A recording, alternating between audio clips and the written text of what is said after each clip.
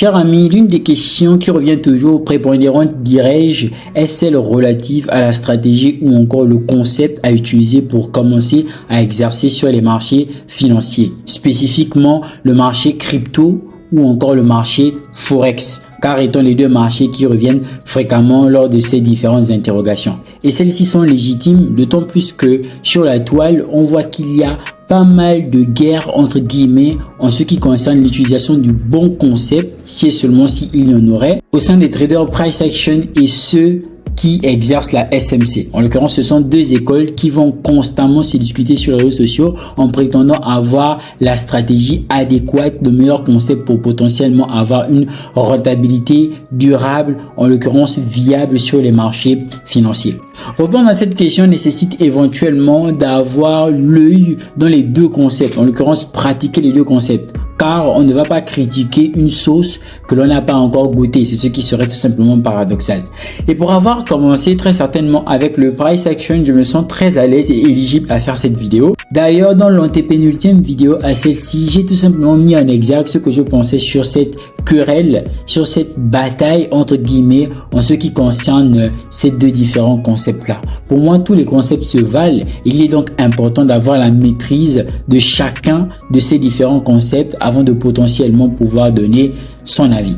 Aujourd'hui encore, je vais vous présenter deux trades qui ont été pris, qui ont été motivés principalement par les données relatives au price action. En l'occurrence, tout ce qui sera en rapport avec la théorie de Dow ou encore l'utilisation des figures chartistes. Pour vous prouver encore à suffisance à quel point ça marche. Et même rappeler, et d'ailleurs je pourrais l'utiliser comme un argument d'autorité, que ma rentabilité en ce qui concerne le trading crypto en particulier a démarrer avec l'utilisation du price action, en l'occurrence tout ce qui est figure chartiste et identification de la structure de marché de par les lignes de tendance. Donc c'est pour vous dire à quel point il y a des personnes qui sont rentables avec le price action, et le price action, bien que ne suffirait pas, est un concept qui constitue déjà un bon départ pour potentiellement pouvoir trader sur les marchés financiers, en l'occurrence les marchés crypto ou encore forex pour les cas en espèces. Bienvenue à toi si c'est la première fois que tu tombes sur ma chaîne secondaire, car j'ai une chaîne principale où je vais potentiellement te parler de crypto-monnaie with crypto. Alors si tu veux tout savoir sur la crypto-monnaie, je t'invite à vouloir tout simplement t'y abonner. Tu y trouveras un contenu assez riche en ce sens où j'ai pu faire jusqu'ici plus de 370 vidéos pour éduquer, édifier la grosse majorité sur ce qu'est la crypto-monnaie. Cette chaîne en revanche, WizFX Gold, je te parlerai principalement du gold, histoire de maîtriser tous les rouages relatifs au gold, et de façon générale de d'autres actifs forex tels que GBP USD, Euro USD, etc. On va bien insister que le focus sera surtout mis sur le gold. D'ailleurs, c'est pas pour rien que je suis en jaune. Non, c'est juste une simple coïncidence. J'ai fait une analyse relative au GBP USD. Il était question tout simplement d'attendre GBP USD sur un niveau stratégique assez intéressant pour potentiellement pouvoir prendre une position de vente. Il se trouve que le GBP USD, selon l'œil et le regard de la SMC ou encore du price action, nous sommes baissiers, qu'il s'agisse de 3 heures, de 1 heure, de 30 minutes en termes d'unité de temps. Nous connaissons tout simplement une baisse sur le GBP USD. Et ici, nous attendions que le prix puisse se retracer pour potentiellement arriver dans ce que l'on va appeler la Golden Zone M30 afin de short, en l'occurrence afin de prendre une position de vente. Il se trouve que tout comme précédemment, quand j'ai dit précédemment, c'est-à-dire que le prix est remonté après avoir fait le BOS, ok, en l'occurrence le Block of Structure, il est tout simplement remonté, en l'occurrence il a corrigé pour potentiellement continuer à chuter afin de faire le nouveau BOS. Après le nouveau BOS, scénario devrait se répéter. En l'occurrence, on voit bien que le GBP USD corrige à nouveau, il fait une nouvelle correction suite à l'impulsion qui a été effectuée pour potentiellement arriver dans une zone de vente afin de chuter. Jusqu'ici, tout se passait très bien. Du moins, tout se passe très bien. Et pour vous montrer l'analyse qui a été effectuée avant, raison de crédibilité, je vous remène tout de suite dans mon canal privé. Et donc, dans le canal privé, voici la capture que j'ai eu à envoyer à précisément 12h34 le 27 juin.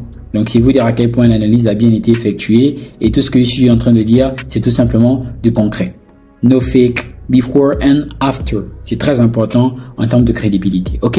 Et donc, on peut remarquer que le GBP USD est monté, sauf que il a vendu sans que nous ne puissions effectivement toucher la zone de vente. Alors, qu'est-ce qui a motivé mon short si et seulement si j'attendais le prix dans effectivement cette Golden Zone M30. Alors ce qui a motivé mon short, c'est que là encore une fois de plus, j'ai utilisé les données relatives au price action.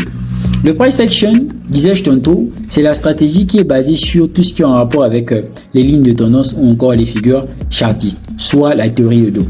Et il se trouve que, en ce qui concerne le GBP/USD, dans son mouvement de retracement, il a formé une figure chartiste que l'on appelle un canal haussier. Pour ceux qui sont dans les figures chartistes, le canal haussier, c'est tout simplement une figure de retournement à la baisse. On va avoir un canal haussier dans un mouvement haussier, naturellement, pour potentiellement, si le prix casse le support, avoir tout simplement un mouvement baissier et le support devrait être cassé avec confirmation. Généralement, la confirmation, ça va être une confirmation de bougie. Le prix a très certainement cassé le support du canal haussier. Il est venu faire ce qu'on appelle un retest, en l'occurrence un pullback. C'est le fait de casser un niveau et revenir chercher ce niveau à nouveau pour potentiellement continuer le mouvement qui veut être instauré ou encore initié. Et donc, il se trouve que le prix est revenu tester ce niveau et en revenant tester ce niveau, il a tout simplement décidé de vendre. Ok, on avait outre le canal haussier la possibilité de vendre tout simplement avec une confirmation. La confirmation SMC qui se stipule par un changement de structure mineure. Changement de structure mineure comme vous pouvez le remarquer ici. Là, on a une sorte de sweep liquidity en réalité qui est aussi un BOS, un minor BOS.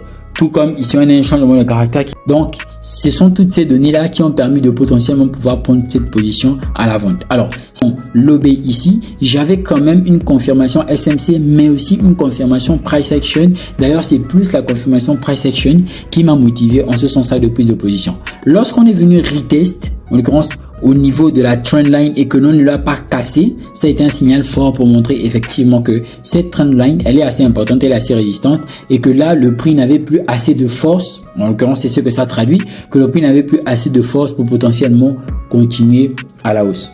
Et résultat, on a tout simplement chuté. Et donc, quand je dis qu'on a tout simplement chuté, c'est parce que effectivement, j'ai eu à vendre pour un ratio de compense de quoi? Un ratio de compense de 8 si j'avais décidé de sortir ici. Et bien évidemment, je suis toujours dans le trade.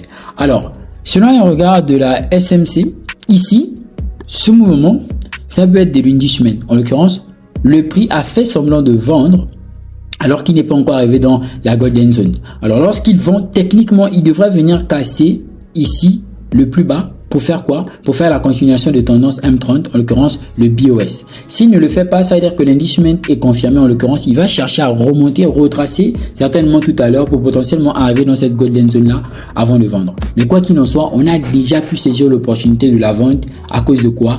À cause du price action. Donc, je pense que vous pouvez trader le Forex tout comme les crypto-monnaies avec le price action à condition d'avoir la maîtrise tout simplement. Maintenant, on peut revenir sur le cas du gold par exemple qui une fois de plus m'a aussi permis de faire 400 $ avec les données du price action. Alors, dans un œil purement SMC, on voit que le prix devrait normalement revenir dans ce bloc institutionnel là, en l'occurrence ce tobé là pour potentiellement pouvoir vendre. Mais il se trouve que il a fait une hausse précisément durant la session d'Asie précédente, durant la session de Londres précédente et mais aussi durant la session de New York. Donc, on a eu un gold qui a tout simplement retracé ce mouvement baissier parce que la tendance de fond, c'est une tendance qui est tout simplement baissière. Donc, il a retracé ce mouvement ici baissier. En l'occurrence, ici, on a le plus haut. Ici aussi, on a le plus haut. Donc, on a les points swing qui sont là. Donc, il a tout simplement retracé ce mouvement-là. Il y avait de la liquidité qu'il fallait prendre ici pour potentiellement pouvoir vendre. Alors, il se trouve que ce dernier se met à vendre avant une fois de plus de toucher lobé un peu le même scénario à la GBP/USD comme nous étions précédemment en train d'évoquer. Là encore, j'ai pu, comme vous disais tantôt, pu prendre position et tout simplement bénéficier de 400 $, tout ce qu'il me fallait pour mettre l'un des comptes que je suis en train de trader avec aux arrêts car j'ai atteint mon objectif pour potentiellement pouvoir faire une demande de retrait vu qu'étant un compte propre firme et que j'ai déjà pu effectivement valider manuellement. Et donc là, qu'est-ce qu'on a en termes de figure? Déjà, on n'a pas touché une fois de plus le bloc institutionnel de vente, ce qui devrait nous donner une forte probabilité en termes de vente. Par contre, ça c'est dans un regard purement SMC. Mais lorsqu'on va revenir dans un regard price action, on avait tout simplement ce qu'on appelle un triangle symétrique de sommet. Triangle symétrique de sommet est un triangle symétrique qui va intervenir ou encore apparaître dans une tendance haussière. Alors ce triangle symétrique de sommet, qu'il soit de creux ou de sommet, on a le même objectif théorique. En l'occurrence, le triangle symétrique est une figure de continuation de tendance. Ou encore, dans certains cas, ça peut être une figure de retournement. Tout en sachant que c'est une figure d'indécision. En l'occurrence, que nous sommes dans une tendance haussière ou une tendance baissière, lorsqu'on a un triangle symétrique, il faut avoir la confirmation d'où est-ce que celui-ci va être cassé, soit par la résistance ou encore par le support, pour potentiellement pouvoir prendre une position. Et donc, il se trouve que là, il a été cassé par le support, j'ai pu prendre une position, comme d'enregistrer un bénéfice de $400. Et donc, quand je parle, c'était à 1h30. Actuellement, il est 2h29. Une fois les $400 ont été pris, le compte il est actuellement en positif de $3125. C'est tout ce qu'il me fallait. J'ai tout simplement décidé de couper la position. Là encore, la position a tout simplement été prise par quoi? Prise par les données relatives au price action. Multiples et divers. On peut avoir plusieurs exemples sur l'utilisation tout simplement de la SMC ou encore du price action, et ce à plusieurs niveaux. Donc évitez de trop vous prendre la tête avec l'histoire de concepts là que vous allez voir ici et là sur les réseaux sociaux. Le plus important, c'est que vous puissiez tout simplement avoir une stratégie qui marche. Par exemple, lorsque je vais revenir ici, faire ce tracé là, vous allez remarquer avec moi, je vais pas considérer les mèches. Par contre, vous allez remarquer avec moi que là tout de suite, qu'est-ce que j'ai? J'ai tout simplement ce que l'on va appeler un support. Ok, j'aurai ce que l'on... Alors là, j'aurai tout simplement ce que l'on va appeler un support. Ici, j'ai le support et même chose en haut. Là, j'aurai tout simplement ce qu'on va appeler une résistance. Donc là encore, une fois de plus, c'était le price action qui nous aurait permis tout simplement de trader le gold ce matin. Et donc là, vous voyez que là encore, on a un triangle symétrique, comme vous disais-je tantôt. Sauf que ici, ça constitue une figure de retournement à la hausse. Donc vous voyez que lorsque le prix a cassé la résistance, il est revenu tester, il a stagné avant de faire quoi? Avant de monter. Donc c'est pour vous dire que même le gold, en fait en réalité, c'est un actif qui va beaucoup répondre au price action. Donc si vous avez effectivement tout ce qui est en rapport avec les figures chartistes, vous pouvez trader le gold. Maintenant, si vous voulez aussi des entrées sniper, vous pourrez par exemple utiliser aussi la SMC pour potentiellement pouvoir faire une sorte de confluence. Donc voici vraiment ce que je voulais vous montrer dans cette vidéo, ce que je voulais aborder. Et donc n'oubliez surtout pas de liker, commenter, partager. On se retrouve très bientôt. Allez, peace out.